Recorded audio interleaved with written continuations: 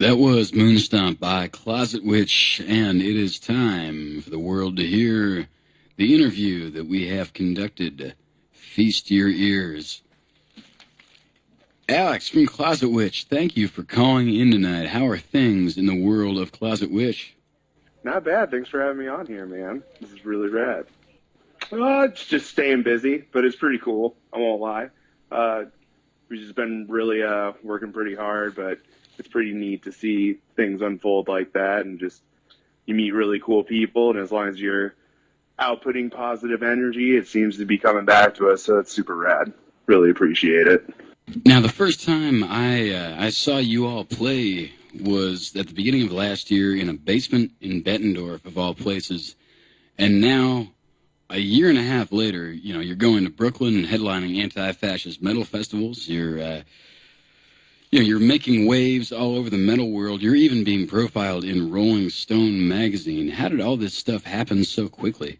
I think it's just pure luck, to be honest with you. I think it's just really loving what you're doing, and then just being true to yourself, and not being a butthead really resonates to people, and especially in the metal scene, I feel has kind of somewhat of a negative stigma behind it, where people think you need this macho attitude. So we don't really bring that to the table. We kind of just use the music as a release. So I think that's resonated to some people, but to be perfectly honest, I'm still confused as to why any of it's happening at all. It's just pure luck, I think, at the end of the day. Now, perhaps your biggest breakthrough in the rest of the metal world outside of the Midwest was your appearance back in January at Black Flags over Brooklyn, the anti-fascist heavy metal festival that was put on by Kim Kelly, formerly of Noisy, now a writer for Bandcamp. How did you get hooked up on that in the first place? I don't know. We never met Kim before. The first thing we did involving her was actually Black Flags over Brooklyn, and we couldn't really pass up the opportunity to go out all the way to Brooklyn, play a show with some really killer bands. But even some of the bands that were playing on that fest, we had done stuff in the past with. We did a mini run with Dawn Raid, which is kind of the newer prosthetic label band based out of Europe, and they're just phenomenal. And we did a tour with them when they first kind of got off the ground, because we shared a label together called Halo of Flies, and then at the same time, Halo of Flies was doing all of Cloud Rat stuff, and we had that's pretty wild. I'd always looked up to their material as a grind band and being oh man, I wish I could be like these guys and I'm so inspired by what they're doing, and then started playing shows with them, and then all of a sudden they're asking us to do tours together, and now we're sharing a label together. So it was super surreal and really neat to unfold, and now we even stay in contact with those people. I contact Brandon Rorick pretty often, and so that was super rad. But I think doing that resonated with them being on that fest as well, caught the ears of some folks, and that also led to us doing Northwest Terror Fest this year, and so that was super cool. And then that kind of triggered some weird reactions from Rolling Stone and the Grammys of all people. That was really trippy. Hearing that on Twitter was pretty wild, but fun. I think it might be knowing the right people, but it's also just making friends and just being cool and just, shooting the breeze with everybody and just having a good time. I think that really resonates. And then if you're good at your craft and really motivated and passionate, I think that resonates to people as well. Now, this is kind of a superficial question, but I have always been curious. What's the origin of the name? Origin of the name? I think it was just we tossed around a bunch of ideas when we first started, and it kind of just clicked with us as really kind of a metaphor of just whatever you fear about yourself being projected outwards and how people react, especially with everything going on politically, to how people can perceive who you are as a person. And I think it goes far beyond like anything really witchcraft related, but more just a metaphor of like it's hard in today's time to be yourself. And so we kind of just thought that really resonated. And I guess, to be honest, I kind of just dig the name. We thought it kind of sounded cool, but it had that meaning behind it where us playing live is a projection of ourselves. It's very therapeutic. It's a less of a performance of like, I'm going to show you some really gnarly guitar licks that are going to be ace perfect. I'm showing you every piece of grief that I've been bottling up, and this is how I project it in a healthy way. Doing it loud, doing it raw.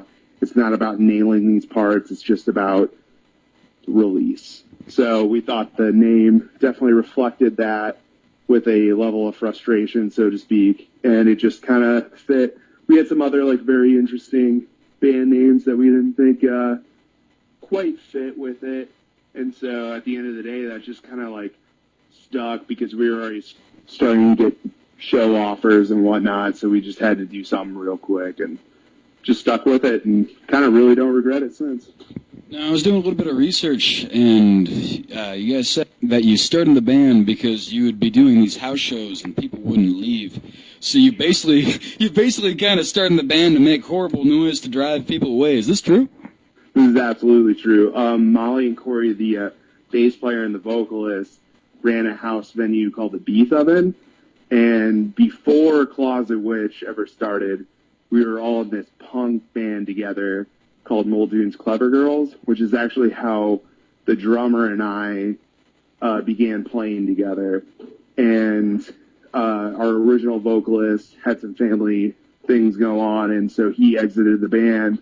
And so we had known Molly and Corey for a while, asked them to come in and just kind of like split up vocal duties because there was like a lot of lyrics to learn, and we were just like, let's have fun. We have all these shows to kind of weed through. But they had started that venue, and that other band was playing a lot there. But it got to a point where, at the end of the night, we couldn't get some folks that had drank a little bit too much to leave. And so our idea was, well, let's start something that's like original to the four of us.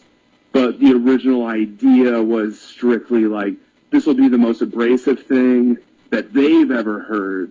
And so if we always play last, they'll want to leave. They won't want to stick through our set. We'll just make it as like abrasive and obnoxious as possible. They won't want to deal with it. And it completely backfired on us. Like really, really backfired on us. So that was pretty funny, but at the end of the day, pretty cool. Now, I'm going to get a little bit heavier here for a minute. You play in a band that has a female vocalist.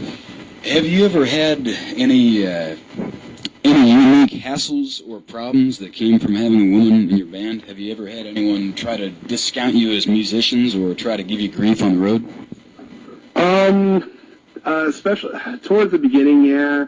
There was just like, not really directly to our face, but of course over like social media, some things would pop up here and there. One thing that I guess like really sticks out was I'm not sure if you're familiar with Hate 5-6.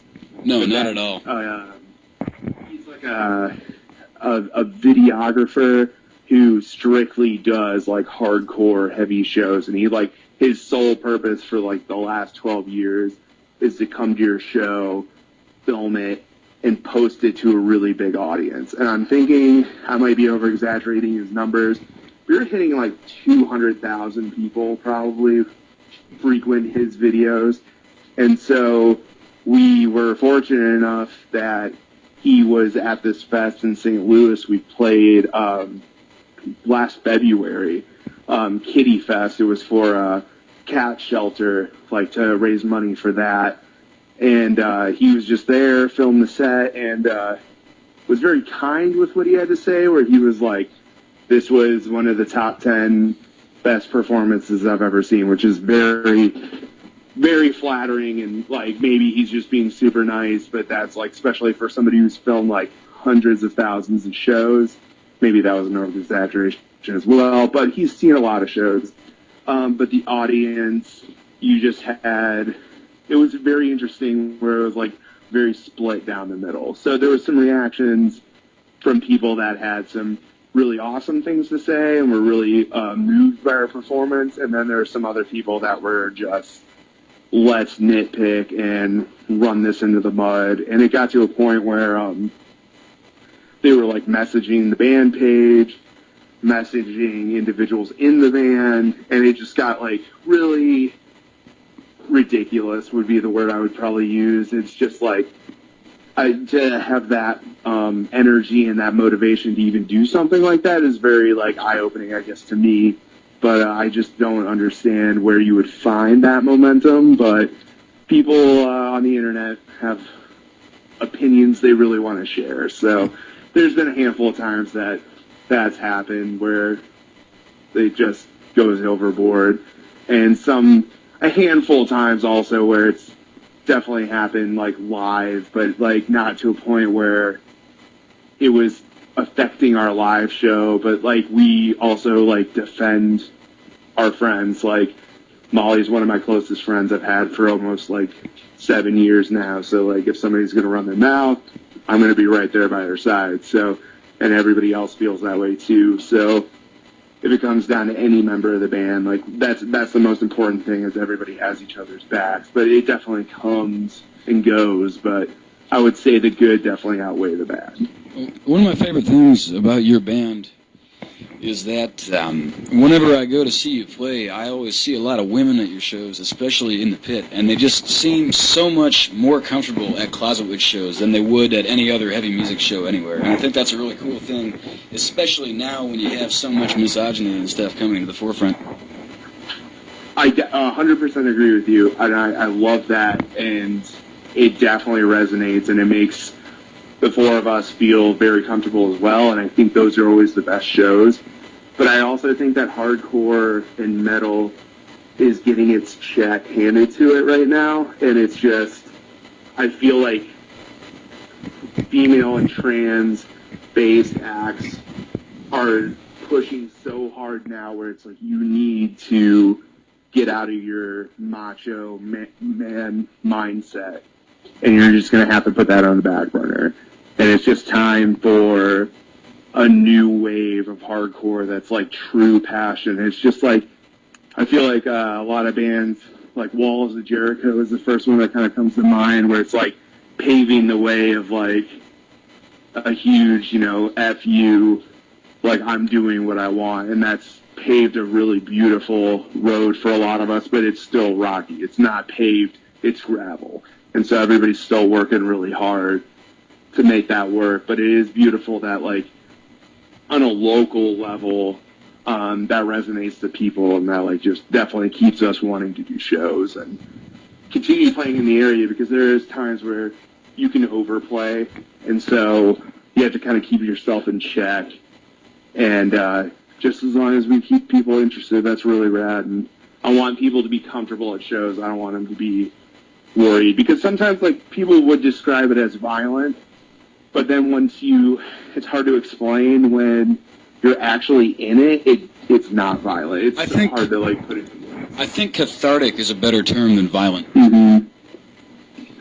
I definitely agree with that. Now, you said earlier that your music is largely a way to vent personal frustrations, but at the same time, you're doing stuff like playing at Black Flags Over Brooklyn, which was an anti-fascism benefit, and appearing on the Riffs for Reproductive Justice compilation, which, of course, was to benefit Planned Parenthood, right? Mm-hmm. Now, do you feel a responsibility as heavy musicians playing music in this dark time of history to make music that reflects the dark times we live in? I don't think I feel a responsibility. I do feel an opportunity. I feel that if we were just doing a handful of local shows every once in a while, and that was the extent of Closet Wish, I wouldn't maybe necessarily be pushing to do that as much, but I always feel far more motivated when there's like a benefit involved, like our VAP, or like the Kitty Fest I was just talking about, to Black Flags.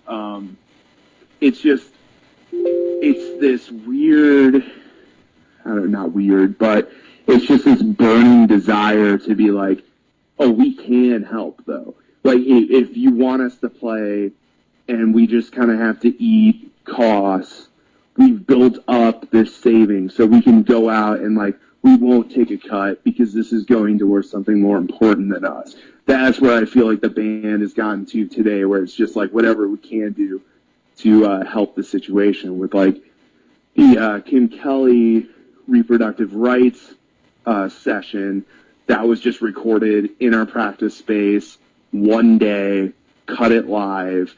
I went home, did everything I could. That was like literally 2 days before like a 2-week tour, and the deadline was during when we would be on the road. So we just like slammed it out real quick, did everything we could, put it out. And so like if I can do something to help, and if all four of us can do something to help, that's what we want to do today. It's not really about like, oh, I want to go.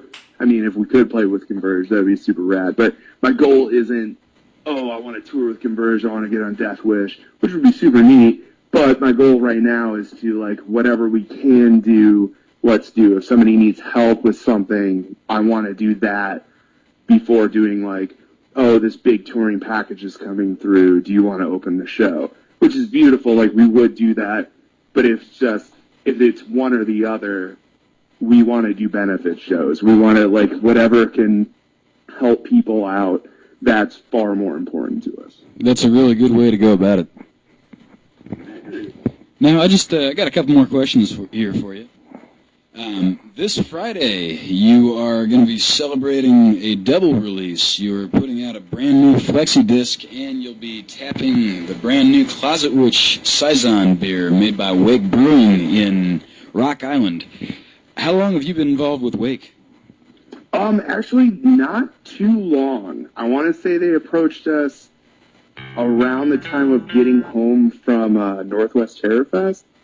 We did a show with the Body, I'm pretty sure, is where that kind of stems back from, and they had actually like put it on at Ribco. I think it was before Wake was actually doing shows at Wake Brewery, but I could be wrong. And they just approached us, said, hey, really appreciate what you're doing. Do you want to do this? And it was just one of those things where it's like, yeah, I've always wanted to do it. It would be cool if somebody offered to do it, we'll do it. And then it happened, and it was like, oh, neat, I've always wanted a beer. And then the Flexi kind of just like wiggled its way in as well. And they were like, hey, do you have anything that like hasn't been released? And it was like, oh, we just did this. I don't know, it was like almost perfect timing where I was like, oh, I cut this session for Kim Kelly.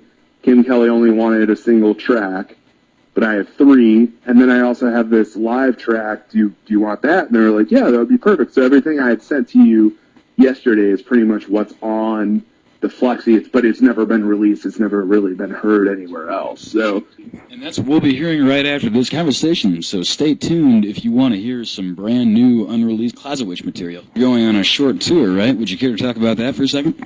Yeah, we met some friends on the way to Northwest Terror Fest in June called Melovic, and they're based out of Atlanta, just dropped a killer record, and we played this show together in Portland, and the spot was teeny tiny, like one of the smallest venues we've ever played, and like 100 kids packed it. Like, I'm talking like kids on top of counters, grabbing onto kitchen cabinets, like trying to just like catch an eye on this show. And it's like, honestly, like resonates as like one of the coolest shows we've ever played.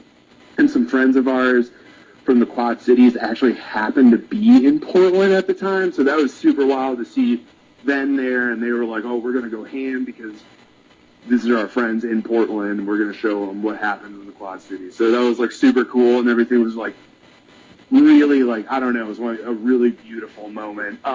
So they had approached us, I want to say a couple months ago. They're doing a huge tour to support their new record, which is amazing. If you're looking for, like, really blackened grind, definitely check out Melovic's new record. It's phenomenal. And they just asked us if if we wanted to team up for a few dates before we did some other we're doing some other fests like right after that. So we're gonna jump on and do like I want to say like 5 dates altogether. It's a little bit of a blur right now, but it's gonna be a really fun time, and those guys are phenomenal. They just did like an Adult Swim movie thing. I'm not sure how to describe it, but it was super cool. Those guys are going to be doing some really cool stuff soon, so definitely keep an eye on them. Now, what cities are you hitting on this tour? We're going to do Chicago, Milwaukee, Minneapolis. Maybe it's just 4, because then Iowa City.